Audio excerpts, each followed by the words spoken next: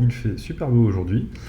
Du coup, beaucoup de lumière derrière. Comme vous pouvez le voir, en fonction de l'endroit où je vais mettre mes mains pour bloquer la lumière, mon visage va se dégager ou pas. Donc ça, c'est la caméra qui va corriger en fait automatiquement tout ce qui est exposition, balance des blancs, etc. En tout cas sur un MacBook. Là, je suis sur mon MacBook. Je vais allumer une première lumière. Alors déjà, je vais mettre légèrement plus en avant. Ça va dégager légèrement mon visage. Ensuite, je vais aller allumer la key light, donc celle qui se trouve au-dessus, qui est directement en plongée. Donc comme elle est en plongée, elle va dégager toutes les zones supérieures. Tendance à créer des zones d'ombre légèrement au niveau des creux de votre visage, forcément. Et je vais ensuite allumer celle qui se trouve sur le côté. Donc j'ai aucune lumière d'ambiance. Pour le moment, j'ai vraiment que la lumière de la salle. Et là, du coup, le fait d'avoir éclairé sur le côté, donc sur un seul côté et au-dessus, ça suffit déjà à dégager de votre visage qui se dégage beaucoup plus facilement, qui est beaucoup plus visible. De ce côté-là, j'ai pas de lumière directe, c'est le reste de ma salle. Et en fait, tous les murs sont blancs, donc la lumière se reflète. J'ai une sorte de réverbération naturelle chez moi. Et du coup, je me retrouve avec un visage plutôt pas trop mal éclairé. De ce côté-là, j'ai moins de lumière naturelle parce que je suis dans un angle. Et du coup, le fait d'avoir cette lumière, justement, qui vient, vous voyez, mon visage là, je bloque la lumière, c'est quand même relativement dégagé. Alors, autre petite astuce qui n'a rien à voir, aujourd'hui, j'ai pas mal de bruit dehors. Et juste le fait de...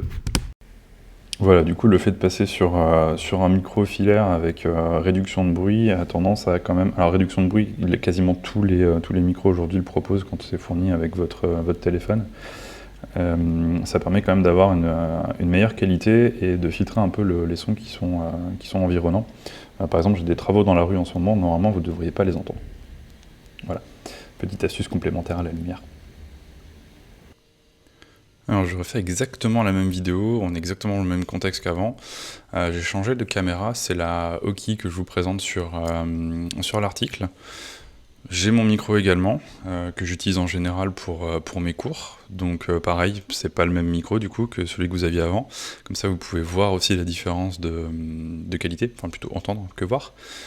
Comme vous pouvez voir, là par contre, on voit vraiment beaucoup de lumière autour de moi. Du coup, mon visage n'est pas du tout dégagé, donc je vais recommencer ce que je faisais tout à l'heure en évitant de taper dans le micro. Voilà, donc j'ai une première lumière qui vient taper directement sur mon visage, et j'ai une deuxième lumière qui est ici, hop là. Alors oui, en général, j'ai tendance à allumer tout ça avant les vidéos, sinon c'est pas marrant.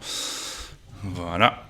Et du coup, là, je me retrouve avec un visage beaucoup plus dégagé. Alors, la balance des blancs, elle est censée se faire automatiquement sur la caméra. Moi de mon côté là c'est vraiment brut, j'ai volontairement évité de faire toute modification pour vous montrer le rendu de la lumière. Vous voyez bien que mon visage est quand même beaucoup plus dégagé, et là on est vraiment sur une lumière très agressive parce qu'elle est rasante. On arrive doucement en hiver, et du coup la lumière a tendance à être beaucoup plus rasante et beaucoup plus intense, mais moins longtemps, donc c'est l'avantage.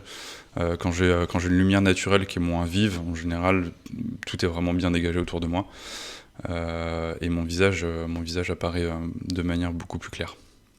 Voilà, c'est tout.